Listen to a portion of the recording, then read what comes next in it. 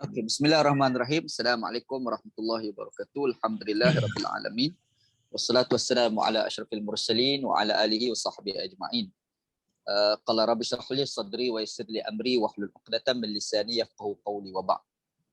Alhamdulillah, syukur pada Allah Subhanahu taala, pada petang ni kita bertemu lagi dalam siri live Facebook bersama dengan dua tokoh kita yang tak asing lagi, iaitu Profesor Dr. Mahmud Zudi dan Dr. Kamil Majid. Dan kita bersiaran. Kalau saya sendiri pun, anda sendiri pun dah hampir setiap minggu kan, 2 minggu berturut-turut kita bersiaran dan anda jadi sebagai moderator, dan banyak wacana-wacana menarik yang kita dah bincangkan. Dan pada kebiasaan kita ada dua tokoh, Profesor Dr. Mahmud Zudi. Apa khabar, Doktor? Alhamdulillah. Baik. Dr. Kamil, apa khabar? Baik. Kena pergi jalan di rumah, lama tak pergi jalan di rumah. Okey, Tan. Perbincangan kita ni adalah berkenaan dengan memudahkan perkahwinan lah. Itu tajuk yang kita cadangkan. Sebenarnya rentetan daripada apa yang kita bincangkan pada minggu lepas. Ada komen-komen daripada kawan-kawan yang dibangkitkan berkenaan dengan perkahwinan. Jadi kita pun timbul satu idea untuk nak bincang tajuk ni lah pada petang ni. Mungkin permulaan ni kita bagi pada Dr. Mahmud Zudi dulu bincang sudut pandang doktor tentang apa tujuan bagi perkahwinan, apa dalam konteks Islam tu sendiri. Sila, Doktor. Ya. Bismillahirrahmanirrahim. Jadi sebagai seorang Muslim, apa yang perlu kita kata ialah perkahwinan itu objektif pertama sekali ialah untuk menghayati sunnah Rasulullah. Okey. Dalam hadis Rasulullah bersabda, "An-nikahu sunnati, faman raghiba an sunnati falaysa minni." Ya. Maknanya sunnah itu amalan Rasul. Jadi kalau sesiapa yang tidak mengikut amalannya, maknanya orang tu bukan geng dia, bukan kelompok dia. Nak kata geng tak sedap Nabi kan. Mana bukan dalam kelompok aku, Nabi katanya. Ya. Kemudian selain daripada itu, perkahwinan itu untuk mendapat zuriat. Zuriat. Objektifnya. Jadi lepas daripada nak hayati sunnah, mendapat zuriat. Sebab itu Nabi kata, kahwinlah orang yang al-wadud al-walud. Orang yang baik hati, dia ada kemungkinan memberi anak yang ramai kepada kita. Jadi kita boleh bincang sama ada macam mana kita nak buat perancangan keluarga yang secara yang ekstremis misalnya. Kemudian satu lagi mungkin untuk pembinaan keluarga. Untuk yang kedua tadi mendapat zuriat satu. Kerana membina keluarga, sebab kita ni ada kekosongan dalam hidup manusia ni. Kalau bagaimana dia pun, walaupun dia ni orang free thinker yang tidak ada sangkut paut, dia tak fikir tentang halal haram semua sekali. Kita duk baca berita-berita filem Bollywood, apa semua, Hollywood sebagaimana tu. Walaupun dia boleh pergi ke mana-mana, tapi dia nak juga perkahwinan. Sebab perkahwinan itu satu daripada kita katakan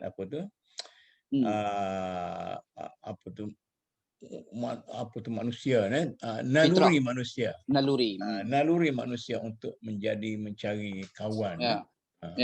Tiam macam ni, malam macam ni. Itu dah saya rasa saya start di situlah. Maknanya oleh kerana itu kita kena memandang positif terhadap perkahwinan. Jangan seperti setengah orang sekarang ini, dia melihat perkahwinan itu sebagai sesuatu yang bebankan. Baik. Jadi membatasi kebebasan, menyusahkan hidup dan sebagainya. Itulah. Okey, Dr. Kamil, apa pandangan permulaan tujuan bagi perkahwinan? Sila, Doktor. Saya nak ambil secara praktikalnya perkahwinan ni, kita ambil saya yang paling kahwin Nabi tu kita tahu dah ada dengan Aisyah, dengan Khadijah. Tapi yang saya nampak model yang paling baik ialah perkahwinan antara Ali dengan Fatimah. Oh, okey. Sebab jadi pertama sekali Fatimah ni dia lahir selepas Nabi terima wahyu. 5 tahun.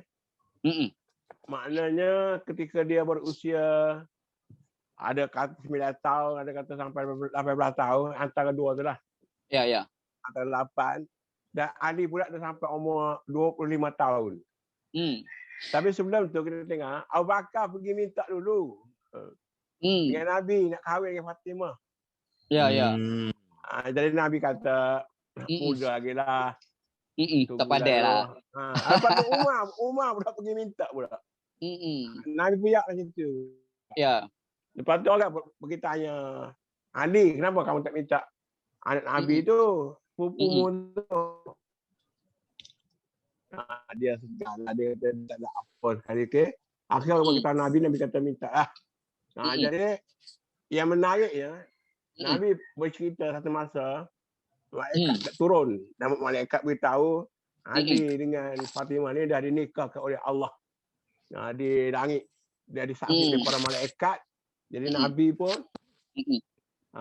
terimalah pelawaan berkahwin daripada Ali. Ya. Dia menarik sekali dari kita ni, nak memudahkan kahwin tu. Jadi Nabi tanya, Ali, mu ada apa nak buat mas kahwin? Ya. Tak ada apa. Dia ketemu ada apa ni, baju besi ke? Baju darung tu. Baju ada perisai. jual baju besi tu. Ya. Perisai jual baju besi. Jadi dapatlah 12 auqiyah. Dia satu auqiyah tu 40 dirham. Jadi kira-kira sekali lebih kurang 480 dirham. Bukan dinar. Ya. Dan Nabi ambil duit tu bagi kepada Ummu Aiman supaya beli kakak-kakak untuk perkahwinan lah, bau-bauannya, tikar ke apa semua sekali. Kalau dia bagi kat bilat bagi tu sikit, maknanya sikit sangatlah. Satu. Yang kedua, saya difahamkan juga sebenarnya perkahwinan ni kita nak buat walimah tu. Katanya yang wajibnya lelaki wajib. Orang perempuan kata nak buat apa tak apa. Tapi dalam masyarakat Kelantan kita, yang perempuan dia besar yang lelaki tu tak apa. Yang perempuan tu besar, dia terbalik.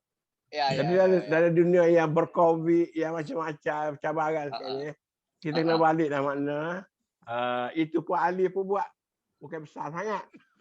Cuma cukup untuk semua orang. Sebab sebenarnya Ali buat sikit. Ali didoa oleh Nabi sehingga cukup untuk semua orang. Dan semua orang dapat makan dengan elok lah. Dan seronok lah.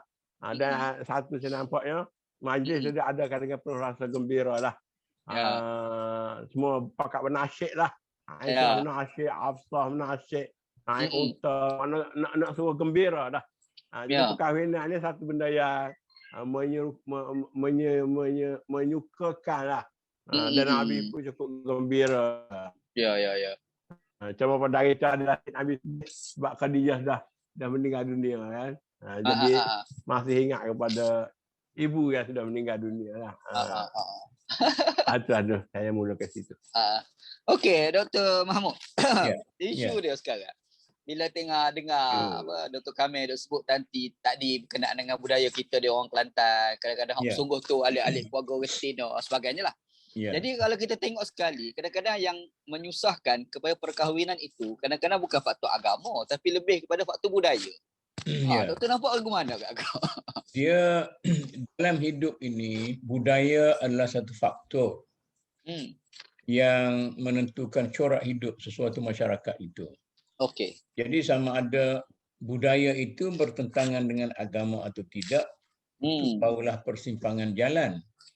Kalau selagi budaya itu tidak jelas bertentangan dengan agama, maka Islam terbuka sama ada anda akan menghayati budaya anda atau sebaliknya. Cuma selain daripada soal halal haram itu, ada juga soal kita katakan akhlak. Maknanya budaya budaya menuntut supaya sekian. Tapi tuntutan itu tidaklah haram. Cuma tidak diutamakan atau bertentangan dengan akhlak yang utama. Oleh kerana itu, pada zaman awal Islam, dia soal perkahwinan ini, dia masalah budaya campur agama ni sejak daripada zaman Sayyidina Umar lagi. Satu masa apabila Sayyidina Umar membagi satu khutbah di masjid, bukan khutbah Jumaat lah, satu syarahan di masjid, ada satu kritik yang dibuat oleh beliau tentang bagaimana masyarakat pada waktu itu sudah mula menyusah-nyusahkan perkahwinan. Mas kahwinnya tekankan. Dia kata, saya nak cadangkan supaya perkahwinan sekarang diturunkan mas kahwinnya supaya senang orang berkahwin. Itu dari segi syariat ke, dari segi adat ke, dari segi budaya, tak kira lah.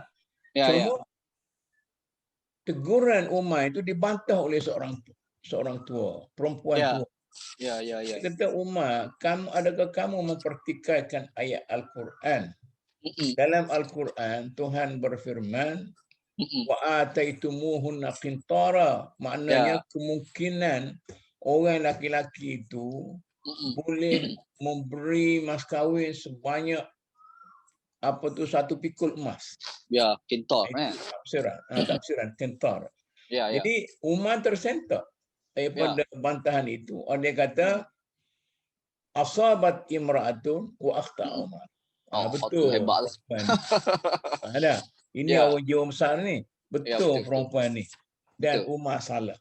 Jadi maknanya dari segi syariat, Umar tidak mempertikaikan dari segi syariat, tapi Umar mempertikaikan dari segi budaya dan adat Islam, tingkah laku dan sebagainya. Jadi sekarang ini apabila kita nak membincangkan kes-kes baru dalam masyarakat kita, kita ambillah contoh orang Kelantan, ambil contoh orang lain, marah orang lain kan. Orang Kelantan tak kita Kelantan belakang ni. mana orang Kelantan nak marah kat kita dah. Dia orang Kelantan juga. Maknanya di Kelantan tu satu budaya yang tertonjol ialah pihak wanita lebih menguasai kehidupan berkeluarga dan sebagainya daripada pihak lelaki. Maknanya kalau kenduri pun mesti besar di pihak wanita. Saya tak pernah ataupun jarang sekali saya jumpa dalam mana-mana perkahwinan tu dia kendurinya besar belah laki-laki. Kalau di Kelantan lah. Dia kata macam mana? Kita belah laki-laki. Buat sikit-sikit doang lah. Belah Kelantan ni dia buat banyak. Yang kedua di Kelantan ni, yang menariknya, mas kahwin itu, dia tak kacau. Betul. Bagilah banyak mana mas kahwin kepada pengantin perempuan, itu adalah hak pengantin itu. Sedangkan di setengah-setengah negeri lain, mas kahwin itulah sebab dia kata belanja, dia hantaran. Hantaran. Jadi mas kahwin dia sikit, kemudian hantaran itu dibuat kenduri. Sebab itulah betul. dia boleh buat kenduri besar-besaran. Lepas kenduri itu, safer. Habis. Habis saja. Tidak ada pulangan kepada wanita yang berkahwin itu. Saya rasa itulah kebagusannya orang Kelantan walaupun berbelanja besar, tetapi dia tidak sentuh mas kahwin itu. Okey, Dr. Kamil. Bila sebut budaya sebenarnya, kita tengok dalam budaya awal dulu, kahwin ni adalah satu benda yang orang Melayu kena menikah. Tapi bila mari teknologi moden, zaman kontemporari hari ni, anak-anak muda dah berkawan, zaman Facebook dan sebagainya, kadang dia orang menganggap perkahwinan itu adalah satu benda yang mengacau diri mereka. Makanya di situ menyebabkan dah ramai anak-anak muda ni, dia tak nak kahwin. Lagu mana agak implikasi terhadap tidak mahu berkahwin? Doktor rasa lagu mana agak? Doktor Kamil.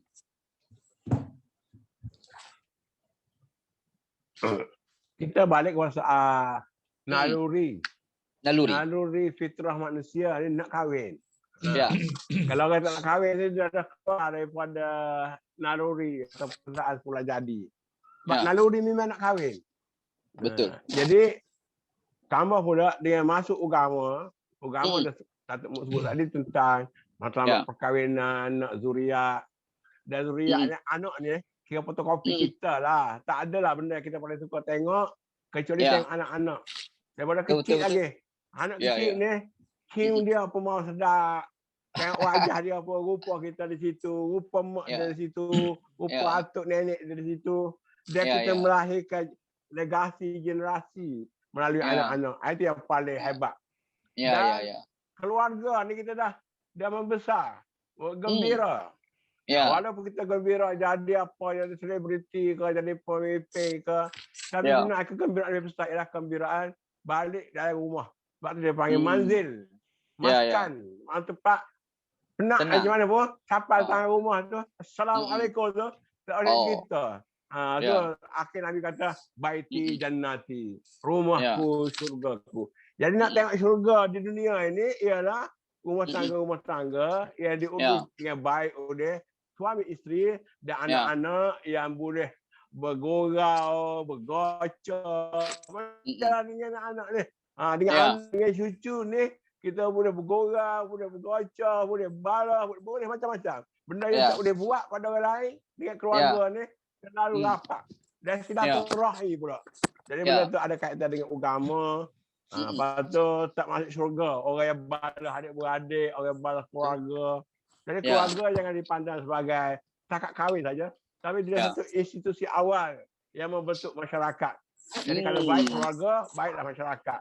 Dan masyarakat yang jadi jahat ni kebanyakannya hasil daripada keluarga yang broken.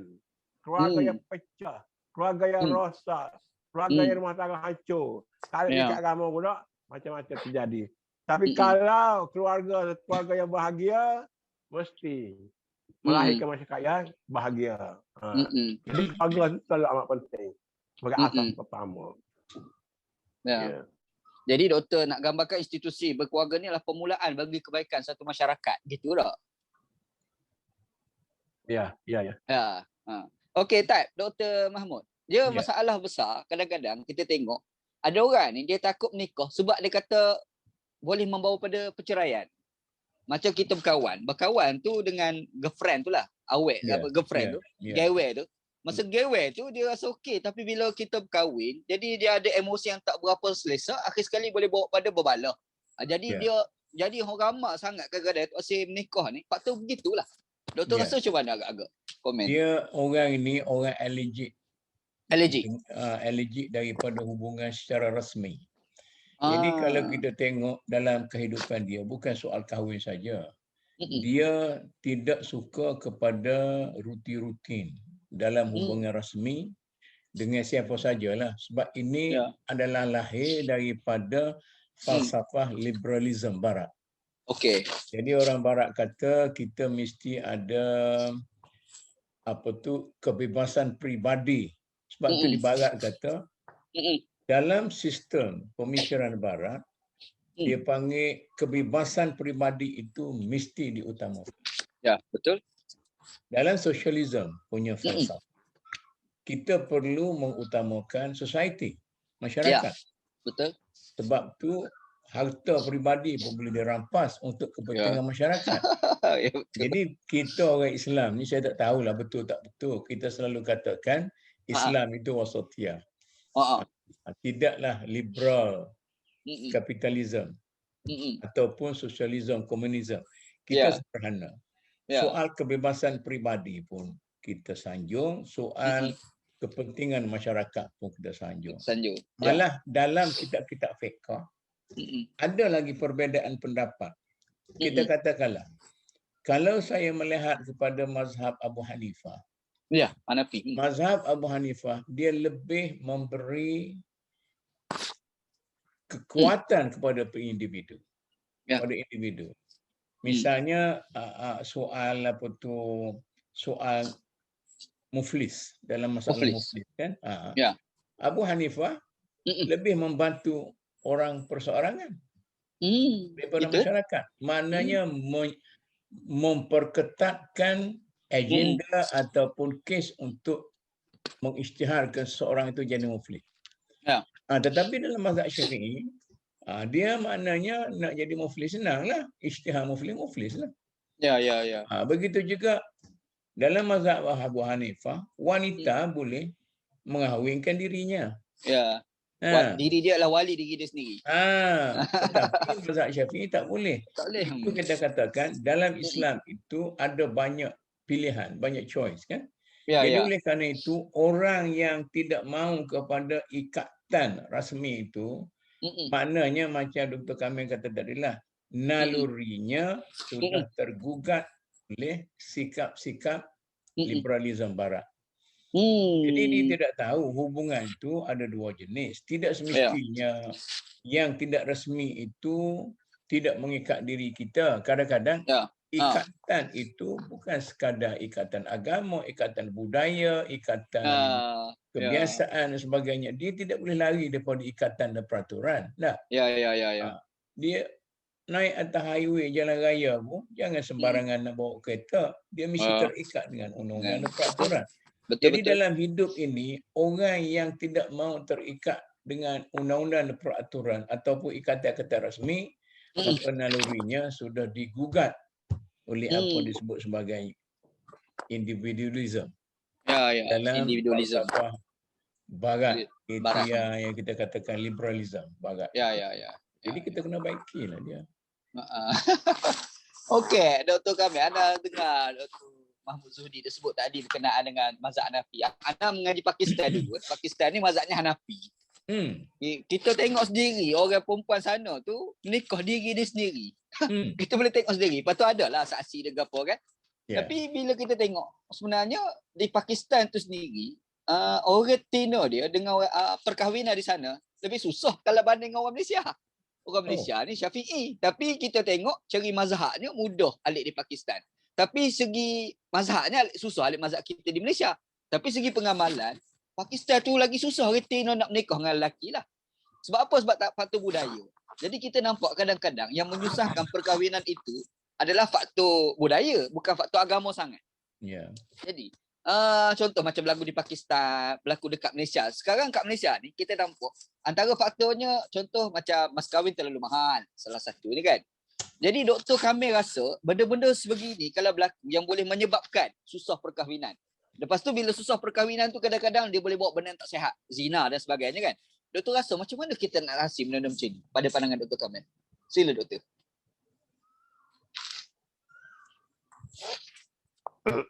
Anda setuju. Senang agama ni simple.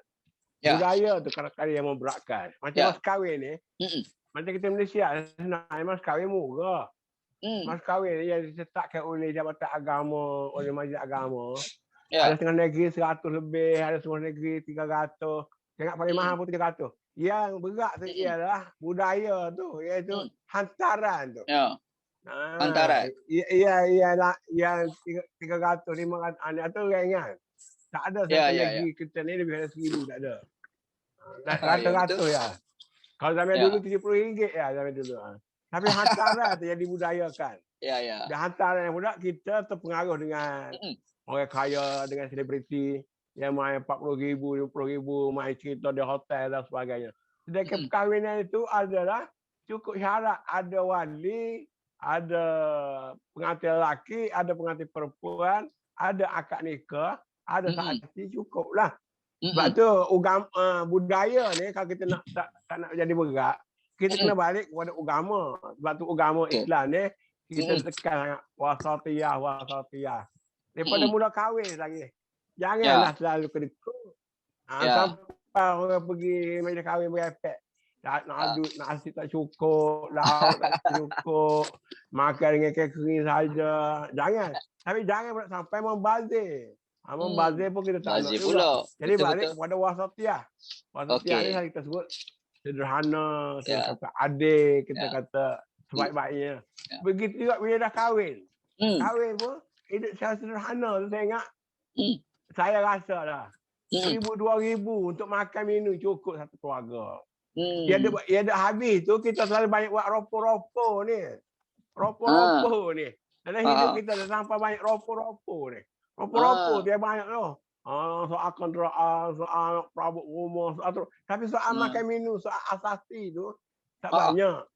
Sebab tu kita kena balik kepada soal asasi, kemudian berkembanglah mengikut kemampuan. Besar periuk, besar kerak. Ukur badan, ukur baju badan sendiri. Kalau kita pegang falsafah budaya Hmm. Melayu kita, campur pula dengan ajaran agama, cukup baik, cukup lengkap. Sekarang ni Ya. masalahnya agama pun kita buang, budaya yang baik pun kita buang. Kita suka Ya. meniru. Tiru Ya. Mak Soleh. Perkahwinan tu, Ah. berapa pasal pakaian hari apa tu? Ya, hari Hari pernikahan Sunday tu. tu. Jadi saya ni orang miskin. Saya Ah. miskin dulu kahwin bersanding atas katil dah. Ambil gambar. Datuk Muk ni dia tak bersanding langsung. Setakat saya ingat Datuk Muk ni. Dia kali-kali pergi ke mesin, tak bersanding. Jadi dia lebih mudah lagi. Ya. Jadi pada zaman tu pun, saya ingat zaman Datuk Muk tu, murah lagi. Zaman saya tu pun baru 2000 gitu dah. Saya bukan saja tak bersanding. Alik pun tidak. Tak alik pun dah. Tak alik. Saya pun tak alik. Oh gitu. Dia kahwinkan saya ni mertua Datuk Muk. Dia tak ada apanya, dia tahu orang tak alik ni hak latihan jenis tak juru ni hak juru tu. Jadi maknanya bila buat cara Islam betul simple lah. Kita pun tak terasa beban. Dan kita di Kelantan, dia balik ke rumah lelaki tu, ala jamu laksa je. Jamu laksa, tak ada kenduri besar apa pun. Jadi juga deh. Kalau perempuan ni belah lelaki pun besar macam belah perempuan juga. Kadang-kadang lebih besar dari perempuan. Ini bergantung kepada kemampuan. Tak apalah. Orang yang mampu, Islam usaha tak apalah. Kalau mampu tu, janganlah kita duk ikut budaya yang kita tak mampu. Jadi kita kena tahu tarah kita di mana. Jadi kalau tarah AA lah, tarah BB lah. Macam kita pakai butai baju lah kan. Saya ingat ada orang butai baju, biji butai baju Melayu RM500 pun ada. Ada. Saya pakai harga RM20 lah. Jadi kalau kita ukur baju balas sendiri, besar puyuk, besar kerak, tak selesai masalah. Dalam kehidupan kita keseluruhannya. Apakah kita perkahwinan, didik anak, apa semua sekali pun. Macam tu juga, tak beban. Saya ada anak ni orang. Tak beban. Dah ada universiti pun kita bagi RM50 seminggu. Guna baru RM200. Tak ada apa. Dan bagusnya biar anak tu dah kerja apa. Dia tak pandai nak membalik sebab dia ajar. Dia ajar dengan betul. Hidup susah. Betul. Selalu merah dan sebagainya jadi haloba tu. Saya bukan kata saya bagus. Habis saya rasa ayah saya lupa. Ambil lah RM5. Ambil lah RM10. Ambil lah RM20. Kita RM20 tu Allah banyaknya. Nak makan apa dah. Benda tu kata didikan. Kita maaf saya sebut satu lah. Saya dah jumpa dalam kehidupan saya ni beberapa keluarga yang rosak, yang hancur. Kerana ibu bapa selalu manja pada anak-anak dan budak-budak ni. Bila ibu bapa mati, anak-anak tak tahu nak bawa diri, akhirnya lahir pecah belah habis. Pasal apa? Pasal selalu manjakan anak-anak. Dan baik wasatiyah juga. Bukan nak selalu backing. Selalu ketat sampai anak tak nak bernafas. Jadi itu kita kata wasatiyah. Jadi wasatiyah itu satu konsep yang cukup baik. Tapi kita kena fahamlah masyarakat apa itu wasatiyah. Saya berkeluarga terutama sekali. Saya mencela sikit boleh dari segi sila, pengalaman saya kan. Saya ni orang yang termasuk orang yang anti sebenarnya mas kahwin tinggi apa itu. Jadi pengalaman saya dengan para pelajar saya di Akademi Islam tu. Jadi tahun-tahun akhir dululah saya kata balik ni kita ni dah nak habis dah kuliah ni. Tahun depan ni graduate lah. Lepas tu buat apa lepas graduate senyum semua. Kita masih budak-budak perempuan lah. Kata saya nak kata ke budak-budak perempuan ni, betul pelajar-pelajar perempuan ni, satu perkara janji dengan saya. Jangan mengambil mas kahwin tinggi. Sebab kita adalah orang agama dan kita perlu berjuang untuk merendahkan mas kahwin. Tidak seperti mana yang dilakukan oleh masyarakat kita dalam negara kita ini. Sokong. Setuju. Yang lelaki pun setuju, terutama sekali lah. Tapi yang perempuan pun setuju. Okey. Lepas tu, graduate, baliklah. Tahun depan ni adalah apa dia datang apa semua sekali. Kemudian dah kahwin dah? Kahwin dah. Lepas tu berapa mas kahwin? Ugah nak royak. Dia kata sebenarnya saya memang bagi tahu ke keluarga nak rendahkan mas kahwin. Tetapi keluarga kata ia sangat memalukan. Gitu Budaya pula. masyarakat kita tidak boleh. Mana persoalan sekarang ini, siapa diakah yang nak memulakan dulu? Ya. Saya teringat kepada cerita Christopher Columbus. Dia ada atas meja tu, pegawai-pegawai tinggi dia lah semua sekali. Dia kata siapa dia boleh meletakkan telur ni supaya tidak rebah. Orang pakat cubalah, tak boleh. Semua orang tak boleh. Dia kata mari aku nak buat, boleh. Dia ambil telur tu, dia letak, dia hantuk telur tu atas meja. Pup. Jadi pecah tu ke? Boleh lah. Boleh berdiri telur tu dah. Dia kata, aku boleh. Jawab kawan-kawan dia, kalau buat macam tu, saya pun boleh. Kata dia. Tapi dia jawab, mengapa kamu tak buat tadi? Inisiatif tu perlu daripada mana-mana pihak. Walau dengan apa cara sekalipun. Lepas tu, janganlah pertikaikan kalau saya buat inisiatif macam ni. Awak kata itu tak betul, itu inisiatif. Jadi masalah kita, orang agama sendiri kan, kadang-kadang kita sendiri pun terbawa-bawa dengan benda-benda macam tu tak? Dr. Kamil tak apalah, dia orang warak, orang apa misalnya. Aduh, alasnya dia ni. Orang tasawuf kan. Payah nak start. Ya. Okey, kawan-kawan penonton, kalau ada siapa nak tanya soalan, boleh tanya dekat ruang komen Kita buka dan insya-Allah Ana akan bacalah soalan-soalan daripada kawan-kawan kalau yang bertanya itulah insya-Allah. Ada ke? Oh ya ada. Dah tanya soalan dah tak perasan. Okey, Ana nak tanya dululah. Dr. Mahmud lah. Ya. Apa ni, dia kadang-kadang antara penyebab kepada tak mahunya berkahwin ini adalah contoh dua orang lelaki dan perempuan. Uda dan dara lah. Dua ni. Dia ni masalahnya dia kata soal kufu. Kufu dalam maksud dari sudut status kehidupan. Wanita tu mungkin berharta, kan lelaki tu tidak berharta.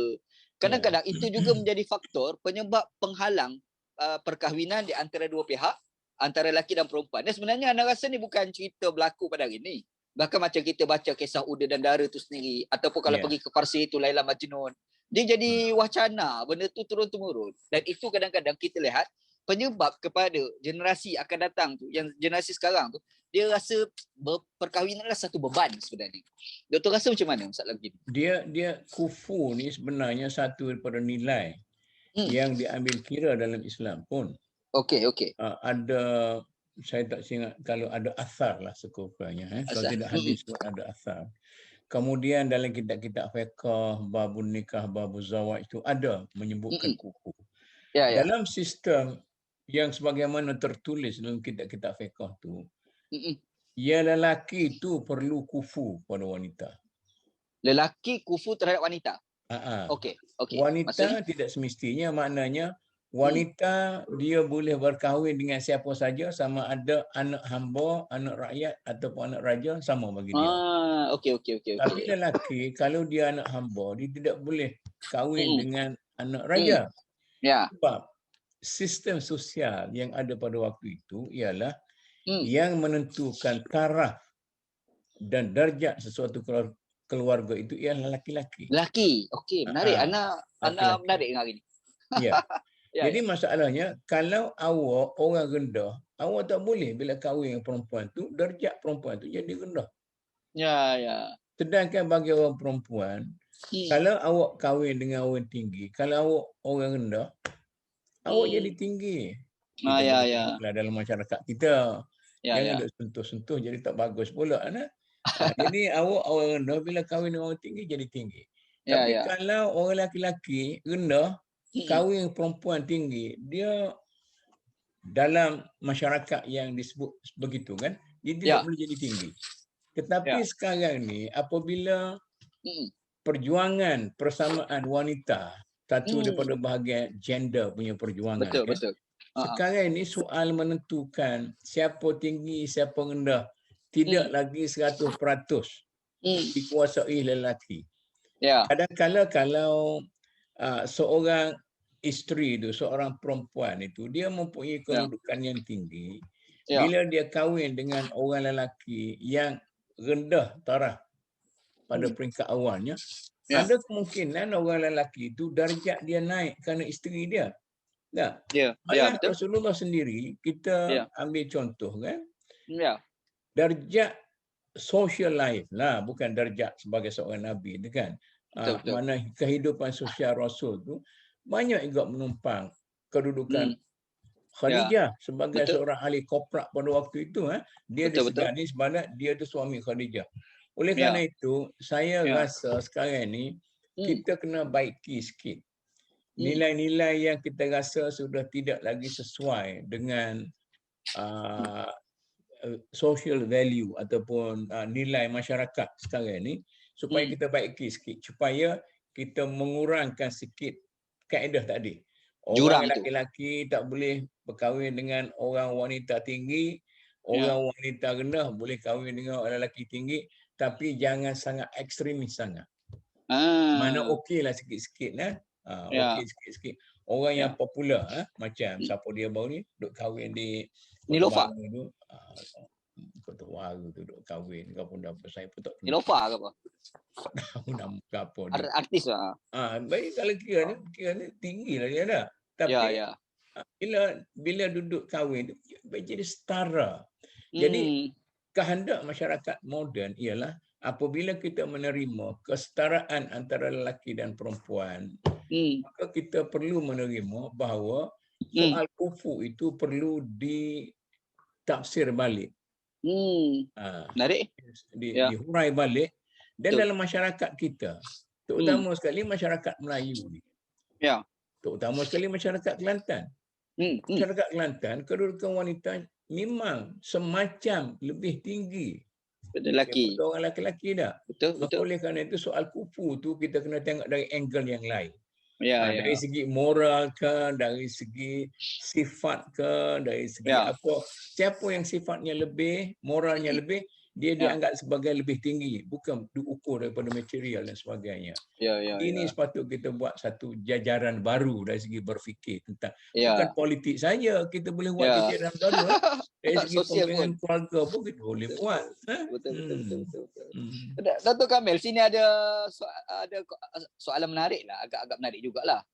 Anda rasa benda ni realiti lah yang berlaku dalam masyarakat hari ni. Dia kata sekarang ni, yang tanya ni Zainawi sekarang ni hantaran mengikut level of education berdasarkan pada status pendidikan. Lepasan SPM minimum 8K, 8,000 kan. Apa pandangan Prof? Belanja hangus 20K manakala mas kahwin hanya RM100 saja. Macam mana komen Dr. Kamil? Itu saya balik kepada budaya tadi tu.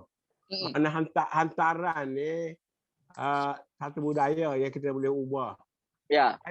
Saya terbaca satu buku, saya ingat Mr. Jan juga pernah menulis. Dia kata orang yang berilmu pengetahuan, dia boleh minta anak raja setara dengan dia. Sekupu. Itu pun sudah sekupu dah. Sudah sekupu. Maknanya sekarang ni, pengetahuan tu boleh jadi satu tanda aras. Sekupuan seorang. Walaupun kata dia anak orang kampung, tapi dah ada kelulusan tu, dia pergi minta sampai anak raja boleh. Boleh Dekupu ni itu sebenarnya nilai masyarakat waktu tu lah. Saya baca yang Fatimah tadi. Ada orang berpendapat sebenarnya Fatimah tu kenapa tak dikahwin dengan orang lain? Sebab sebenarnya dari segi kupunya tidak ada orang kupu dengan Fatimah sebab ada anak Nabi. Hanya Ali saja yang kupu. Itu orang Syiah lah katalah. Hanya Ali saja yang kupu dengan Fatimah. Jadi ini pun makna kupu yang asalnya untuk supaya rumah tangga jadi aman. Sebab di kampung-kampung ada orang tak sekupu. Kalau perempuan tinggi sangat, yang suaminya rendah sangat, gaji sikit, nanti keluar kata-kata, alah gaji nak ambil nasi lauk pagi pun tak cukup. Itu makna menjatuhkan imej lelaki. Ini benar-benar berlaku di Kelantan ni. Ada wanita kaya, anak toke, kahwin dengan ustaz dalam itu gaji RM99, RM97. Ada gaji nak makan pagi tak cukup. Jadi menjatuhkan martabat lelaki itu. Padahal pupu ni macam kata tadi, patut lelaki lah menentukan pupu tak pupu ni. Dan sebenarnya bila lelaki jadi ketua keluarga, siapa boleh. Saya pegang macam ni. Ya, ya. Kalau biasa kita tu orang lebih, kita menumpang dia. Kalau kita lebih, dia menumpang kita. Jadi tumpang-menumpang. Takamul, lengkap-lengkapi. Ya. Jadi kelebihan orang ni macam ni. Kelebihan orang tu dia ahli politik. Walaupun dia tak tahu. Kelebihan tu dia agama, ustaz walaupun dia tak tahu halal. Kelebihan orang tu ada harta walaupun dia bodoh. Kelebihan orang tu dia cerdik walaupun dia bodoh. Dia tak ada harta, miskin. Jadi tiap orang tu ada kelebihan. Jadi kita ambil yang lebih tu. Jangan nak tengok ya kurang tu. Jadi saya balik lagi dah. Nilai utama tu paling penting. Sebab tu saya tengok kalau perkahwinan tu dengan nawaitu lillahi ta'ala selesai. Masalahnya kalau benda tu kerana nak tengok rupa parah, nak tengok keluarga, nak tengok pangkat, nak ke bersara, haji berapa, UG berapa, UD berapa, UF berapa. Itu jadi masalah rusak. Tapi kalau kita dulu, tengok berjurus tak berjurus, soleh tak soleh, baik tak baik, go lah. Itu saja. Jadi kita kena ambil mudah. Jangan banyak sangat ropo-ropo. Saya guna istilah ropo-ropo. Kita ni rosakkan ropo-ropo banyak sangat. Akhirnya asal tak tahu di mana. Kita kena balik pada asal tu. Asal manusia tu apa. Walaupun karena Bani Adam. Semua anak manusia tu mulia belaka. Betul. Atau anak ada pula belaka ni. Cucu ada belaka ni. Ada belaka kita ni. Lepas tu dia sikit-sikit tu. Lepas tu adalah mu lebih sini. Aku lebih sini. Dan kadang-kadang hak zahir itu tak semestinya. Kadang-kadang orangnya kelebihan dia terpendam. Bila kita gaul, kita berkerabat dengan dia, bersahabat dia. Berbiasa dengan, hebat sangat biasa aku ni. Baru tahu ni. Baru tahu. Dr. Mahmud tak ada kat sini. Mana ada ke? Hilang lah. Mana Dr. Mahmud? Putus. Ada. Lah. Mana Dr. Mahmud? Boleh? Dr. Mahmud? Ada. Ya, dia nak betul handphone dulu. Ejah.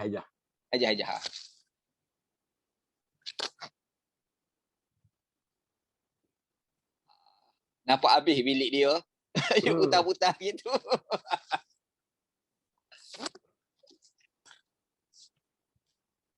Ada suara tu? Belum ada lagi. Ustaz Panji teruskan dulu. Okey. Anak dekat sini ada soalan ni. Aiman Ismail. Adat dalam ibadat. Kahwin itu ibadat tapi adat setempat membawa sedikit kesulitan untuk pasangan yang tidak mampu dalam sudut hantaran ini. Apa pilihan yang sewajarnya pihak agama boleh buat? Ni satu soalan. Mungkin Dr. Kamil jawab ni dulu boleh? Sementara Dr. Mahmud betul handphone dia. Pilihan mana kita? Setakat yang tahu ada ibadat ni, yang bergantung pada niat saja. Niat dia? Kalau kita duduk cokoh di masjid, cokoh gitu, duduk cokoh lah. Tapi bila niat sebagai etika, jadi lalu. Semayang itu juga menentukan zuhur asar. Niat ya. Jadi nak menentukan adat ibadat ni niat ya. Jadi perkahwinan tadi pun kita faham bab niat berkahwin tu. Dia cara yang baik, maka dia diibadat lah. Tapi kalau kita ikut adat saja, bimbang juga. Takut mas kahwin mahal-mahal pun tak dapat pahala. Sebab hanya adat saja. Jadi itu nak masuk ke usul agama tu, kena ada suntikan tu. Jadi suntikan tu ialah ilmu dan kefahaman. Sebab tu macam benda-benda lain lah. Bila kita nak kahwin tu, kita kena belajar. Sebab tu lah kalau kursus 2 hari tak cukup sebenarnya. Patut panjangkan lagi lah. Supaya faham apa itu perkahwinan. Masuk tu. Boleh Datuk Mak?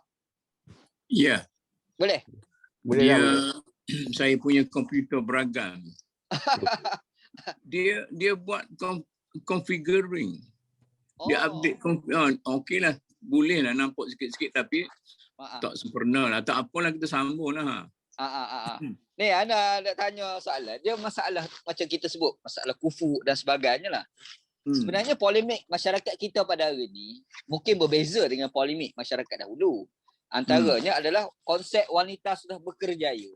mereka punya status pendidikan jauh lebih tinggi daripada lelaki. Kadang-kadang dia tu CEO 2-3 buah syarikat. Lelaki dia pula ustaz ngaji Mesir ataupun ustaz ngaji pondok. Nak kemampuan kewangan tu mungkin tak ada. Jadi disebabkan kemampuan kewangan tak ada, dia tengok retina orang perempuan sampai ada 2-3 PhD sebagai contoh, jadi takut nak menikah. Akhir sekali anda ingat lagi Dr. Mahammad pun pernah sebut dulu kahwin misyar. Doktor punya bagi pandangan kahwin misyar dulu kan. Mungkin doktor boleh komen dalam isu macam ni. Sila doktor. Ya. Dia kahwin misyar ni idea yang mula-mula sekali lahir dalam negara Arab. Ya. Utama sekali negeri-negeri Arab yang konservatif lah. Okey. Jadi prinsipnya wanita-wanita ahli kerjaya yang berkedudukan tinggi tetapi tidak bernasib baik dari segi pencarian perangan. Ya, jadi sangat. dianggap sebagai orang yang berkedudukan dari segi sosialnya bagus. Tetapi dari segi aspek yang lain pula dia tidak mempunyai nasib yang baik. Jadi masyarakat memikirkan bagaimana nak memberi satu jalan penyelesaian kepada orang seperti ini. Barulah lahir apa yang disebut misyar. Saya pun tidak tahu misyar ini satu istilah yang baru dicipta ataupun istilah yang lama dalam kitab-kitab fiqh. Tapi saya menerima sistem itu ataupun kita mendengar sistem itu daripada orang Saudi pada waktu itu. Oh, Saudi. Saya pun cubalah. Saya ingat lagi tu. Masa tu saya tengah beli kapet dengan isteri saya. Kemudian utusan Melayu telefon tanyalah masalah sekian. Saya cadangkanlah gunalah sistem misyar. Okey. Yang peliknya pada waktu itu apabila idea itu dikeluarkan, jadi surat khabar ni dia minta orang komen. Masa tu Tun Mahathir pun komen, Kuan Aziz pun komen. Kuan Aziz kata ini satu pelacuran yang jelas. Oh, ya ke? Satu pelacuran yang jelas. Jadi saya tidak tahu sama ada dia faham ataupun tidak. Jadi dalam perbincangan itu saya ni macam biasalah. Bila saya lontarkan satu idea, maka bila masyarakat berbincang, saya duduk diamlah. Sebab kita ni tuan punya idea, apa lagi duduk kelahi-kelahi dengan orang, sama sendiri kelahilah. Sebelum itu saya mencadangkan supaya orang-orang yang berkedudukan ini dia yang meminang laki-laki. Sebelum itu tidak lahir lagi konsep misyar ni. Maka Mok Datin marah kat saya. Itu perbincangan tu dalam majalah Kiblat pada waktu itu, dan utusan juga lah jadi champion pada waktu itu. Dia kata macam mana boleh telaga nak cari timba. Saya kata bukan soal lagi telaga cari timba. Sekarang ni muka pipe air sekali. Kemudian saya diam lah lepas tu. Balik kepada misyar ni, jadi sudah menjadi satu polemik. Sampai ada orang telefon ke pejabat saya di Akademi Islam. Dia kata suruh Mahmud Zudi dulu kahwin misyar. Saya kata Allah, sebab nak kahwin misyar pun saya tidak perlu kan. Jadi soalnya satu penyelesaian. Sebab saya duk fikir macam ni. Adanya ramai wanita-wanita yang tidak ada berpeluang kahwin. Kalau kita orang tua pemimpin masyarakat tidak cuba mencari jalan keluar, maka ternyanyalah mereka itu. Pada waktu itu saya ada baca perangkaan. Orang kata ada 2 bidang yang menyebabkan orang perempuan ini susah untuk kahwin kerana dia ni macam terkepung daripada masyarakat luar. Orang perempuan tak marahlah kepada saya, iaitu satu bidang perakaunan bila dia menjadi seorang profesional. Yang kedua ialah bidang keperpustakaan. Jadi dia terkurung dalam perpustakaan dia, yang ini pun terkurung di bank dia dan sebagainya. Maka tidak adil bagi kita masyarakat ni kalau kita tidak mencari jalan keluar pada mereka itu. Jadi bagi saya yang nak jalan keluar lah. Dimarah oleh masyarakat, saya pun diam. Tetapi di negara-negara Arab cukup popular. Malah sekarang ni orang Arab pergi ke negara-negara Asia yang lain. Mengamalkan misyar itu tetapi dengan cara yang tidak jujur. Masalahnya sekarang ni kita perlu bezakan. Mana satu perkahwinan misyar yang dilakukan secara jujur. Kerana wanita ini, dia hanya memerlukan seorang suami. Bukan memerlukan wang, dia dah ada wang. Bukan memerlukan kedudukan, dia dah ada kedudukan. Bukan memerlukan apa-apa, menjadi seorang dara tua atau menjadikan seorang isteri kepada sesiapa saja lebih baik daripada menjadi kekal sebagai seorang dara tua. Begitu pandangan saya. Betul. Tapi oleh kerana itu tidak tahulah sekarang ni sama ada masyarakat terima atau tidak. Cumanya pada waktu itu saya mendapat dukungan kuat daripada seorang jadi pengurusi janda. Okey. Sokongan kuat. Sokongan kuat pengurusi pertubuhan pertubuhan janda. Dia kata semua orang yang tak faham masalah kami. Semua orang lain tak faham masalah kami. Masalah kami ni ialah masalah tidak ada suami. Jadi kalau semua orang negatif terhadap benda-benda seperti ini, siapa nak membantu kami? Jadi sekarang ni saya pergi ke mana-mana pun, saya kadang-kadang berjumpa dengan persatuan janda dan sebagainya. Begitu banyak sekali janda-janda dalam masyarakat kita. Itu tak kira lagi orang-orang yang berkedudukan tinggi yang tidak berkahwin dan sebagainya. Saya rasa kalau kita tidak boleh menerima penyelesaian tadi, kita cuba carilah.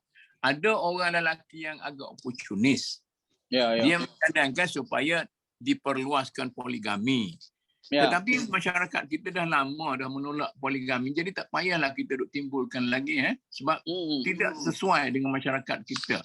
Jadi oleh kerana itu kalau Wan Ji, Ustaz Wan nak timbulkan balik masalah ini, silakanlah. Tapi saya tak berani dah marah pada saya. Ada tu Kamil, poligami sebagai penyelesaian bagi masalah susah menikah. Ada komen? Macam mana Kak Agak? Komen saya macam ni lah. Satu, sejauh mana sebenar-benar keperluan atau sekadar orang kata mengambil peluang saja. Jadi poligami saya nampak kalau dibuat secara yang teratur, tersusun, elok bagi orang yang betul-betul ada keperluan. Kelayakan, keuangan lah misalnya. Jangan pula dia kahwin 3, kemudian dia hidup atas isteri dia nak relax kena kopi dah. Tak boleh gitu. Jadi masalah poligami saya rasa dari segi peraturan undang-undang tu betul. Cuma amalannya banyak yang salah. Dan banyak juga mungkin psikologi perempuan ni susah nak terima. Orang Melayu susah nak terima. Dia banyak menjealous dan sebagainya. Nak hidup aman dan sebagainya, cemburu dan sebagainya. Jadi itu baliklah kepada sebab saya sendiri, saya pegang Mama Abduh punya lah. Abduh kata istilahnya asalnya monogami. Orang lawan seorang, itu asal. Sebab tu orang marah Mama Abduh. Seolah-olah dia melarang, tak ada di zaujat atau poligami ni. Saya bukanlah marah, tapi berdasar kepada pemerhatian. Pemerhatiannya nampak banyak rumah tangga poligami ni berkocak. Berkocak maksudnya kita bangun satu masjid baru, masjid lama runtuh. Itu banyak berlaku. Atau dua masjid tu tidak dimakmurkan dengan sebaiknya. Jadi satu jadi masjid baru, satu jadi masjid buruk. Sama ada masjid lama jadi baru, atau masjid baru jadi baru, masjid lama jadi buruk pula. Jadi kedua-dua tak adil. Jadi nak cari suami yang betul-betul adil, dia bagi Islam saya rasa gini Zaman dulu ni poligami ni tak ada hak. 20 orang, 30 orang boleh. Mari Islam kata awak hak setakat 4. Tak kemampuan. Masa tu saya bagi kita orang Melayu saya rasa lebih utamanya ialah monogami lah. Satu dua kes yang terpecah saja. Ada yang isteri sanggup bagi suami berkahwin dua, atau suami pun secara sukarela. Maknanya suka hati, bukan tertekan. Ini Dr. Kamil. Ya. Ada orang kempen kalau poligami ni orang panggil boleh duk payung Siti Fatimah ke apa? Oh, ni apa? Payung besi, payung mah. Payung Mas Siti Fatimah. Tapi saya lebih percaya kepada Piramli lagi. Ah. Siti pandai pembohong. Siti pandai macam-macam dia kata. Dia realiti macam tu. Saya pernah jumpa dengan seorang kawan kita di Kelantan tu, dia kahwin. Dia kata kalau tak berani bohong, tak berani apa, tak payah kahwin dua lah. Mana dari realiti dia, memang dia kahwin dua, dia kena terpaksa bohong lah. Ya. Banyak benda lah, banyak kerana. Banyak tak baik daripada baik lah. Terutama orang Melayu tu terlalu sensitif. Orang Arab lain juga keadaan dia. Dia orang Pakistan pun sensitif lagi dia tengok orang Pakistan. Macam mana? Orang Pakistan ni kahwin 2, 3 ni, bini dia agak satu kampung buat mulu. Begitu dia muliakan sangat. Orang dia kan, orang Tino dia kan dia kurang malu sikit dengan masyarakat. Dia nak kecek ya orang Pakistan ni. Jadi kalau tok lelaki kahwin seorang lagi, tahu ke dia tok lelaki kau kahwin seorang lagi, dia kata kampung. Begitu. Atau anda tengok sendiri tu, sengaja Pakistan dulu. Okey, ada satu adat di Afrika ni, masa saya duduk di UIA dulu, nama profesor apa tu, keluarga dia paksa kahwin satu lagi. Dia tak nak. Sebab dia kata kahwin lebih pada satu menunjukkan bahawa orang tu martabat tinggi. Oh, gitu pula. Wajiblah masyarakat dia tidak malu. Aib. Gitu deh. Maknanya banyak juga campur tangan adat resam dalam masyarakat itu. Ya, betul. Zaman generasi ayah-ayah kita dulu, dia pada waktu itu, kalau orang yang terkemuka di kampung, biasanya dia poligami sebab masyarakat menerima. Tapi oleh kerana masyarakat tidak menerima, maka ia dianggap sebagai tidak boleh dilakukan kerana halangan masyarakat. Bukan masalah hukum. Masalah budaya kan. Masalah budaya. Tu ingat mula hatuk dulu, bini ramai, bini pak mula hatuk anak lah. Itu. Lepas tu, tapi tok ni, tok guru. Tok guru di Getak Cupu tu. Dia tok guru boleh lah, bini pak kita dapat ke ustaz. Yang mana boleh? Tak ada. Tak ada. Ada seorang komen ni, Mikael Al-Muhammadi. Dia kata, perkahwinan bukan untuk mencari kesempurnaan tetapi untuk saling melengkapi dalam kehidupan. Macam mana Dr. Start ayat tu? Dr. Mahmud. Dia gini Mikael. Dia kata orang yang tak kahwin tu agama dia paruhnya. Ya. Maknanya maksud Mikael tu bukan arti nak menafikan kesempurnaan iman atau agama tu. Jadi kalau kita tak kahwin, banyak benda-benda yang kita tidak sempurna. Nabi kata, siapa dia man istata aminkumul ba'ah walitazawwaj. Kalau dia ada kemampuan fizikalnya, spiritualnya, materialnya, maka Nabi kata kena kahwin kerana aghaddu lin nazar lil basar dan sebagainya. Jadi itu sebagai sebahagian daripada kesempurnaan hidup. Tetapi yang ditegur oleh saudara Mikael itu, maknanya tidak semestinya kita mencari nak suruh kita sempurna dengan isteri kita tu. Maksudnya jangan mencari kesempurnaan melalui isteri, tetapi kita kata partnership. Kita sebab dia kata litaskunu ilaiha. Betul. Hanya apa semua sekali. Jadi saya setujulah, kita jangan terlampau cerewet sehingga kita nak pilih orang sekian, kita lupa bahawa objektif sebenar tadi ialah untuk mencari kawan dalam hidup kita. Sebenarnya saya satu lagi falsafah dari segi perkahwinan tu. Orang yang gagal menjadikan isterinya sebagai kawan dan tingkat tertentu perkahwinan, maka perkahwinan gagal.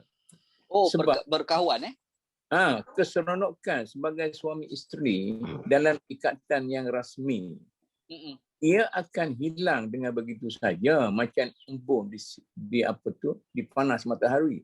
Jadi yang kekalnya ialah persahabatan antara suami isteri itu mengganti tempat ikatan rasmi suami dan isteri. Itu yang Nabi dan para sahabat latih kita supaya meniru seperti itu. Ya. Menarik ni. Anak doktor dah sebut suami isteri persahabatan. Ingat cerita Hindustan. Teringat cerita Hindustan. Oh, ada satu filem Kuch Hota Hai. Dia ada sebut satu perkataan. Dia kata pyar kiya hai. Dia kata pyar dosti hai. Cinta itu apa? Cinta itu adalah persahabatan.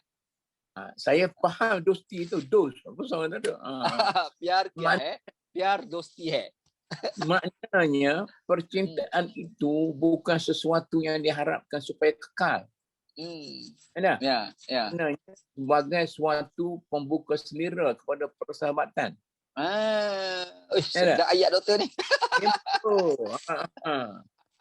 Appetizer. Jadi kalau kita pergi ke restoran, kita hanya minta benda tu ya, membuka selera saja. Mana nak boleh buka selera sikit, sambut dengan kos utama makan, barulah sempurna gitu punya makan. Ya. Okey, kita ni sebenarnya dah pukul 4 sejam dah ni. Kita berwacana ni. Kita bincang pasal nikah kahwin. Tengok soalan. Tak ada soalan kot. Tak ada dah. Sekarang ni Ana nak buka kesimpulan daripada Dr. Kamil dan juga Dr. Mahmud Sudi. Sila Dr. Kamil sebagai penutup. Saya ingat zaman awal Islam ni mungkin sebab budaya Arab masa tu. Dia kahwin ni biasanya umur muda. Okey. Mana umur 16, 17 tu perempuan dah kahwin, lelaki pun 18 ke atas. Jadi masa ni kita tengok si kajian-kajian moden pun, masa yang subur yang melahirkan anak-anak yang cerdik dan sebagainya. Ya. Kita ambil pendekatan orang barat, kahwin umur tua-tua dah. Ya. 30 baru nak kahwin, 40 kahwin. Sebenarnya anak masa tu dia benih dah ada ujung dah. Ujung dahan dah. Anak-anak pun selain daripada kurang cerdik, dia juga terdedah kepada penyakit-penyakit dan macam-macam lagi. Jadi bagi saya lah, terutama dalam zaman penceroboh ni saya ingat bagus juga lah. Kahwin awal tapi kena orang kata kena ada kematangan. IQ-nya, kematangan pengetahuannya, kematangan perasaannya, kematangan seksualnya, matang wangnya, kematangan ekonominya, semua matang, boleh lah. Kata nak tu segera tu. Lepas tu satu lagi. Saya nak perbetulkan satu lah. Orang saya duk baca ni, seorang ustaz-ustaz lah. Kahwinlah dengan waduk. Umat yang ramai sambil minat. Tapi kena satu lagi. Nabi bermegah dengan umat ramai yang berkualiti tinggi. Jadi kita jangan tak kuantiti saja anak ramai yang penting. Yang penting juga ialah kualiti anak-anak tu. Jadi kalau memang kata ada 12 orang anak. Kalau 2 orang masuk dari penjara, buat apa? Baiklah ada 4 orang, tapi 4 orang ni jadi jadi doktor berapa. Jadi kita kena ambil kira juga itu. Ayat ni yang jangan ustaz-ustaz kita sebut. Dia sebut waduk dah. Kena kata juga waduk soleh. Satu lagi tu. Supaya ni orang 10 orang semua pandai baca doa, pandai baca Quran, pandai baca daripada hak dunianya bagi pak ibu kata ke bapak. Sebenarnya bapak kalau anak ramai, baik-baik semua, lebih pada duit pecek dapat. Ya, betul. Ada ibu bapak dapat 2,000 sebulan, anak-anak tak payah pecek dah. Tapi kalau anak hak tak berjuruh, tak tua pun mak pok lagi duk sara bayar biar api, biar air, sewa rumah. Lepas tu polis panggil tak bayar tu. Jadi terang kepala kita hidup nak tua-tua, nak hidup ambil sentosa dah. Ya. Saya punya kesimpulan. Anak menikah umur 20. Bagus. Ada menikah. Okey, doktor. Saya menyesal sama 30 baru menikah. Okey, Dr. Mahmud, sebagai kesimpulan penutup. Ya, secara serius lah. Secara seriusnya soal memudahkan perkahwinan ini adalah satu isu yang bukan sekadar perlu ditangani oleh ahli-ahli agama dan para pendakwah, tetapi juga perlu ditangani oleh budayawan dan orang-orang masyarakatan dan sebagainya. Kadang-kadang kita tidak melihat hal-hal seperti ini sebagai sesuatu yang serius. Kita hanya melihat ini terhentilah atas masing-masing. Tetapi sebenarnya ia membentuk suatu budaya, sama ada budaya itu sehat atau tidak misalnya. Tentu umur perkahwinan yang paling baik, macam Dr. Kamil kata tadi. Jadi gejala melewatkan perkahwinan dari segi sosial, dari segi budaya, dari segi agama ialah sesuatu yang tidak betul. Kita katakan pengangguran seks bagi orang-orang yang ada agama. Itu satu benda yang betul. Tapi kalau bagi orang tidak beragama, dia pergi ke mana-mana itu lagi tak betul. Jadi maknanya ialah ada satu sistem yang diterima oleh masyarakat kita sebagai budaya yang sehat dan orang menghormati budaya itu tanpa rasa dengan satu perasaan yang berat. Kemudian terhentilah atas pihak-pihak pendakwah, ahli agama, ahli budaya, ahli sosial dan sebagainya supaya maintain benda-benda seperti itu dan jangan menjadikan perkahwinan itu sebagai satu perjuangan atau pergelutan untuk mencari keuntungan kepada mana-mana sebagainya. Tidak ada arti kalau kita berkahwin dengan begitu meriah kemudian dalam masa setahun 2 tahun hancur perkahwinan itu. Ataupun kalau di kampung kita tidak mampu, kemudian kita buat perayaan yang besar-besar lebih daripada kemampuan kita. Kemudian selepas daripada kenduri itu, pengantin kita terpaksa pikul, beban, hutang dan sebagainya. Perlu dilihat dalam masyarakat kita. Baru dengan itu, masyarakat kita boleh membangun dengan sewajarnya. Okey. Terima kasih banyak pada dua doktor. Perbincangan kita agak menarik sebenarnya, cerita pasal perkahwinan, memudahkan perkahwinan. Jadi daripada apa yang kita bincang ni, Ana dapat simpulkan beberapa poin lah yang Ana cuba take note kat sini.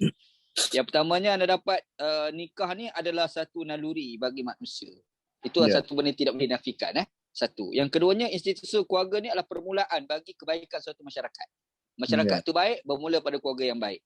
Yang ketiganya, budaya. Budaya itu perlu diraikan tetapi jangan sampai menyempitkan ataupun menyusahkan umat dalam perkahwinan. Yang seterusnya, ibu bapa sebagai teladan kepada anak-anak untuk masa depan anak-anak itu sendiri. Dan seterusnya, antara benda yang kita kena lakukan adalah kita perlu membaiki nilai masyarakat dalam melihat jurang status sosial antara satu dengan yang lain. Dan yang seterusnya, ni poin daripada Dr. Zudi juga, iaitu hidup antara suami dan isteri itu adalah perlu dalam bersahabat antara dua suami dan isteri itu. Dia perlu baiki masyarakat. Bila kita bersuami isteri, bermaksud kita terus dengan persahabatan. Gitu kan, Doktor tak? Itu yang simpulan anda boleh buat daripada perbincangan kita pada petang ni lah. Dan saya rasa kesimpulan yang anda dapat ni pun agak menarik juga sebenarnya daripada apa yang kita wacana tadi. Okey, terima kasih kepada penonton sebab bersama dengan kami, meraihkan kami melihat dan mendengar, memberi pandangan dan juga melontarkan persoalan kerana memeriahkan wacana kami pada petang ni. Dan mungkin sekadar tu dulu perbincangan kita pada hari ini. Cukup sekadar tu. Wallahualam. Assalamualaikum warahmatullahi wabarakatuh. Waalaikumsalam warahmatullahi wabarakatuh.